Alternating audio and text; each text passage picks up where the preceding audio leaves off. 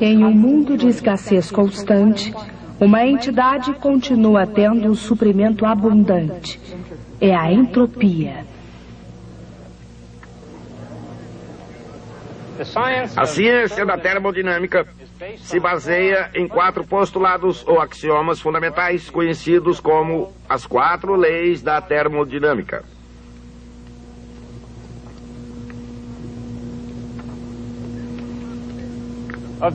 Dessas 4 leis, a segunda foi a primeira a ser descoberta. A primeira foi descoberta em segundo lugar, a terceira a ser descoberta recebeu o nome de Lei Zero, a quarta é a chamada terceira lei. Mas apesar disso tudo, faz sentido, pois a termodinâmica é a parte mais lógica da ciência. Permitam-me explicar brevemente o que significam essas 4 leis. A Lei Zero diz simplesmente que a ideia de temperatura faz sentido. A primeira lei é a conservação de energia. A segunda lei é o princípio da entropia. E a terceira lei diz que existe uma temperatura tão baixa que ela jamais poderá ser atingida.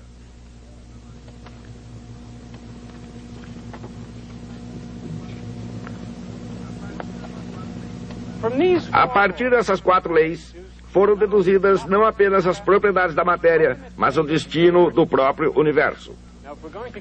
Mas se quisermos chegar a algum lugar, é melhor começarmos agora. A Academia de Bilhar de Choque é uma espécie de santuário, onde por trás da luz forte dos refletores, celebridades do esporte, figuras da alta sociedade e capitães da indústria se reúnem movidos por um interesse comum. Alguém pode ficar imaginando como esses cavalheiros conseguem manter seus nomes longe dos jornais. Isto para não falar das revistas eruditas. Observador casual poderia perguntar: o que cidadãos decentes como esses estão fazendo num lugar como este?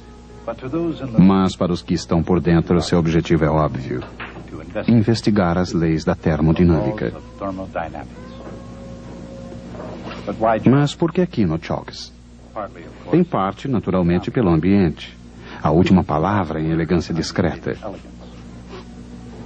Sobre isso nem é preciso falar. Mas principalmente pelo equipamento. Aparelhos especiais que, no interesse da ciência, Chalks mantém sempre à mão. Ainda hoje, 2 destacados cientistas empunham provetas. Devido ao tipo de assunto, as experiências seguintes não devem ser vistas, muito menos realizadas, sem o acompanhamento dos responsáveis. Transportadas com o maior cuidado possível, cada uma delas contém um pouco de um fluido experimental, infelizmente de gosto adquirido. Mas, antes que as coisas comecem a sair do controle, o fluido é derramado nas provetas a uma temperatura de 295 kelvins. E com precisão científica, são acrescentados vários cubos geométricos de H2O cristalino. A temperatura inicial dos cristais é de 273 kelvins.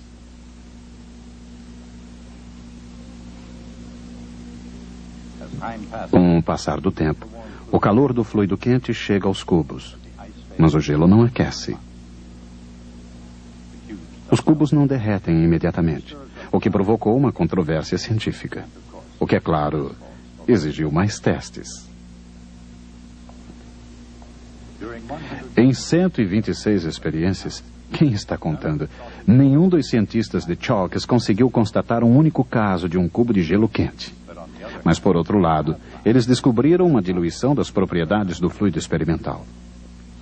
O gelo, permanecendo a uma temperatura constante de 273 kelvins, derrete, transformando-se em água, quando o calor flui até ele. O que explica esse estranho comportamento, seja no Chalks ou em qualquer outro lugar do mundo? Chega uma hora, é claro, em que o gelo derrete. Mas em seu estado sólido, por que será que ele não esquenta? De qualquer maneira, no final das contas, o gelo, o fluido experimental e tudo mais atingem um estado de equilíbrio. Em algum lugar, pelo menos na teoria, existe um estado celestial chamado equilíbrio. Mas na vida real, é difícil encontrar esse equilíbrio. Numa ilha polinésia, por exemplo, o planeta se agita e fogo líquido sai borbulhando do centro da Terra. No centro polar do Oceano Ártico, a geladeira original do mundo funciona sem cessar. Nas profundezas escuras do Equador, o sol queima uma savana com incessante regularidade. A uma pequena distância dali, o líquido açoita as rochas mais embaixo. Do começo ao fim da Terra, a própria Terra é uma grande máquina, uma fábrica que jamais para. Jamais faz uma pausa ou uma greve. O motor da natureza, uma casa de força alimentada eternamente pela energia ilimitada do Sol.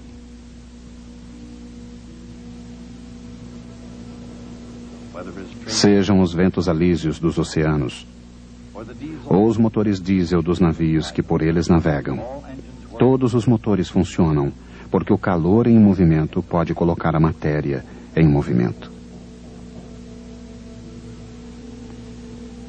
Durante séculos, o motor térmico esteve por toda parte. Mas no passado, ou no presente, o calor propriamente dito vai sempre, naturalmente, numa única direção, da alta para a baixa temperatura.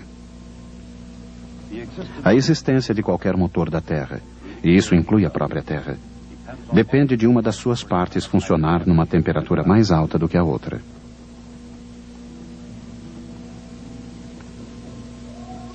No motor da natureza, por exemplo, fortes correntes são impulsionadas através da atmosfera terrestre pela diferença entre a temperatura do Equador e a temperatura dos polos. De um polo ao outro, de motor para motor, o princípio é o mesmo.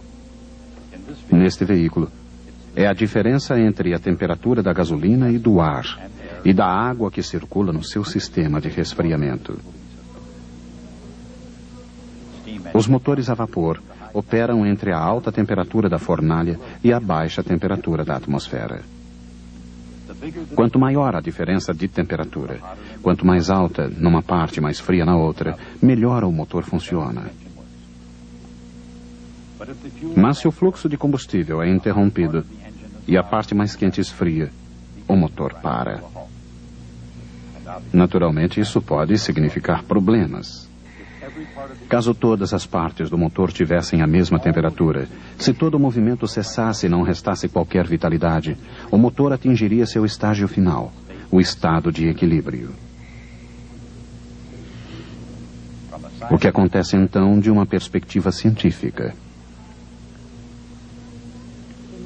Neste cálculo de dinâmica molecular, cada par de átomos está programado para interagir com uma força interatômica realista. Assim, o que realmente acontece quando um corpo quente entra em contato com um corpo frio? A energia térmica flui do mais quente ao mais frio, até que os dois corpos atingem a mesma temperatura. Este é o estado de equilíbrio térmico. À primeira vista, o equilíbrio térmico parece diferente da ideia mecânica de equilíbrio estável, que impede que um corpo caia. Mas vamos olhar melhor. Quando um corpo em queda chega ao chão, cada salto é menor do que o último. Isso acontece porque a energia cinética do corpo como um todo se transforma nos movimentos caóticos dos átomos que o compõem. Esse processo é semelhante ao calor que flui até um corpo frio. O resultado final é o mesmo.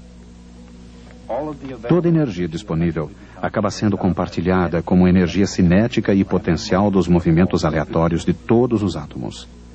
Assim, embora a ideia de equilíbrio pareça o máximo em matéria de serenidade, essa concepção esconde o movimento intenso dos átomos no seu interior. Assim, a compreensão do equilíbrio é uma questão de perspectiva, de ver dentro e além.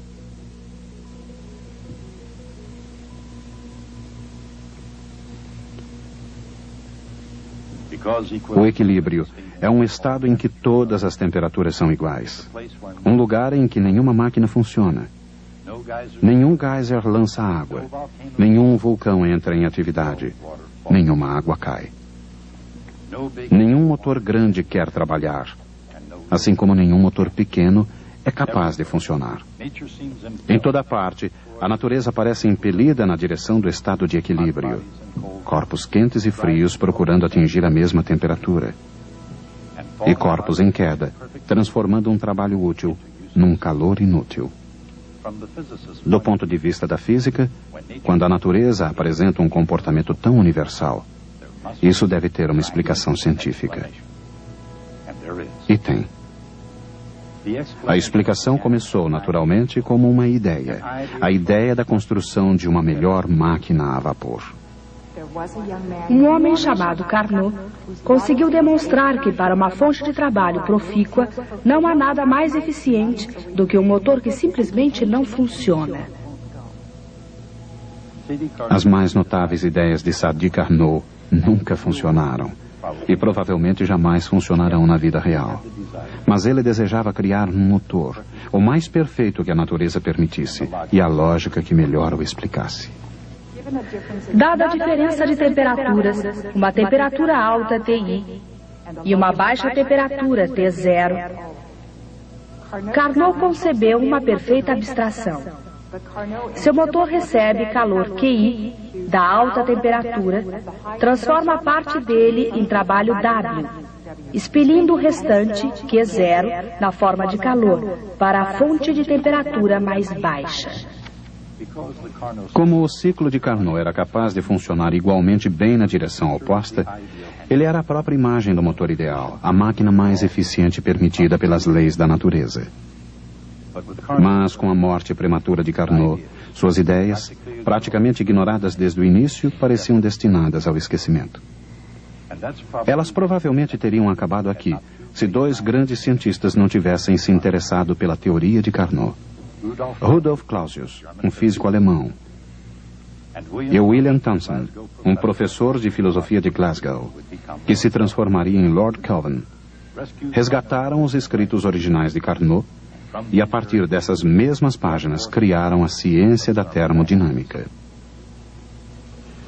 No raciocínio de Carnot, Clausius e Thomson perceberam um fato notável, e os perceberam nos termos de uma surpreendente simplicidade matemática. No motor ideal de Carnot, a razão do calor recebido e do calor desperdiçado era a mesma razão das duas temperaturas absolutas necessárias para acionar o motor. Este era o ideal, nascido da imaginação de Carnot. Algo que entra é igual ao que sai. E se isso não é o calor ou a temperatura, o que seria então? É o calor dividido pela temperatura na qual ele flui. De acordo com Clausius, isso é entropia. No motor de Carnot, a entropia flui de uma fonte de alta temperatura, cumpre a sua missão, e a mesma quantidade de entropia flui para fora numa baixa temperatura. Assim, um motor ideal não apenas conserva a energia, ele conserva também a entropia. Isso é o ideal. Mas e a realidade? Na vida real, com um motor que ressoa e resfolega, o que acontece de verdade?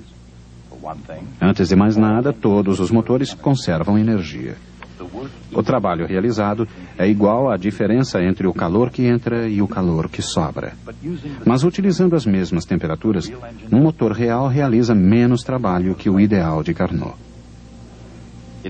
Ele faz menos trabalho, deixando uma maior quantidade de calor a ser liberada. Mesmo quando a entropia que entra seja igual à de um motor de Carnot, a entropia que sai é maior. Esse é um fato surpreendente.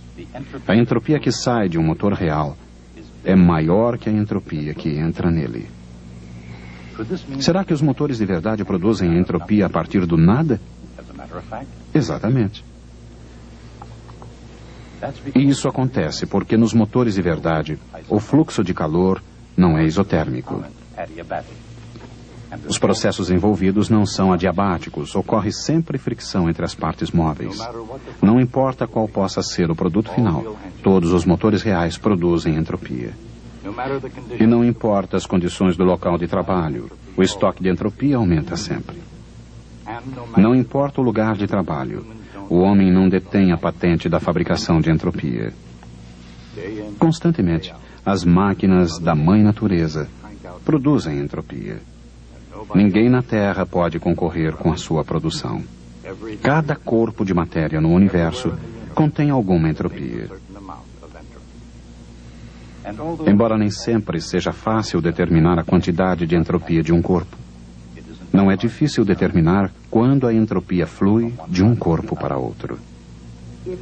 Se o calor flui de um corpo a temperatura T, a entropia do corpo diminui em Q sobre T. Se o calor entra, a entropia do corpo aumenta dessa mesma quantidade. Através do cosmos, sempre e onde quer que flua o calor, a entropia flui junto com ele. Todos os motores extraem o calor de alguma parte.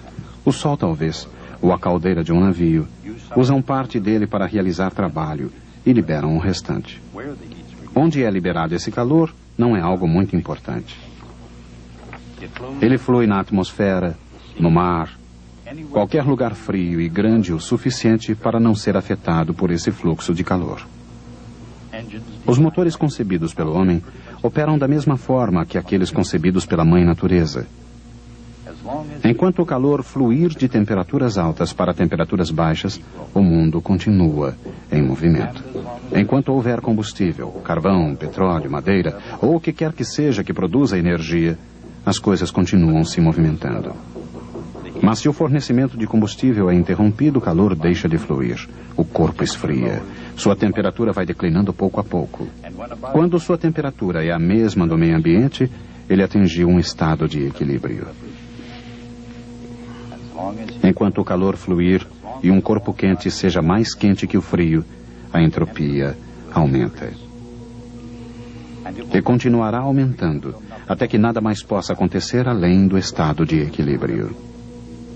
Caso isso aconteça, a entropia para de crescer.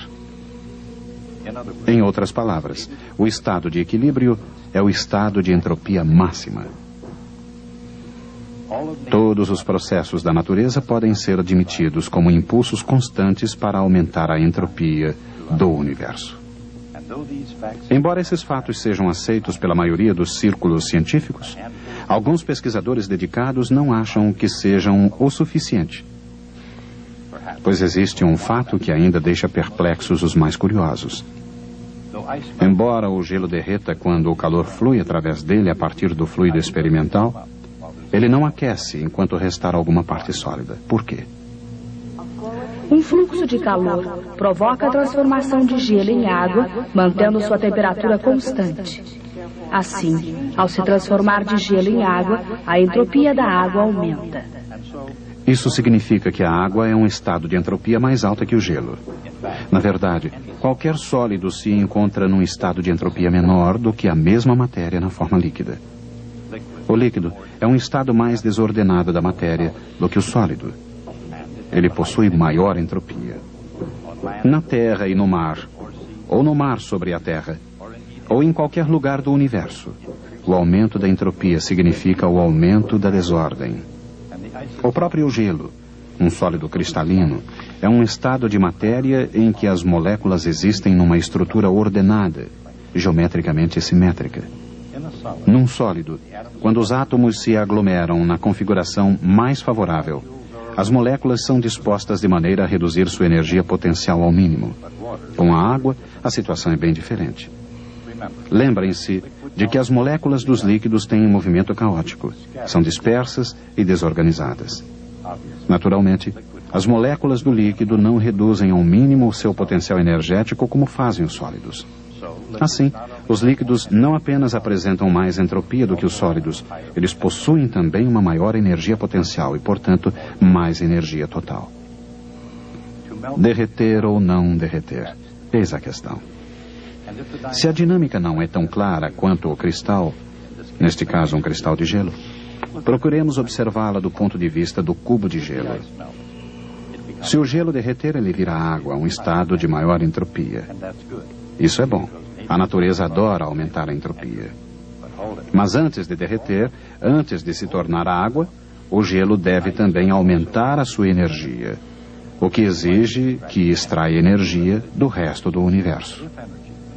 Mas se a energia térmica sai do mundo para o gelo, isso reduz a entropia do universo, o que não é bom.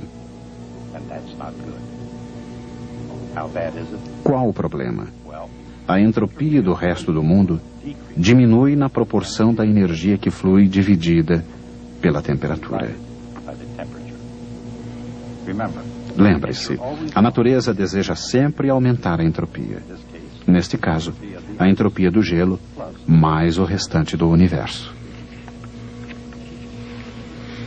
Se a temperatura for muito baixa, isso é certamente muito ruim.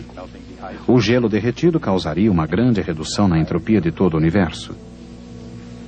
Se a temperatura for muito alta, isso não é tão ruim.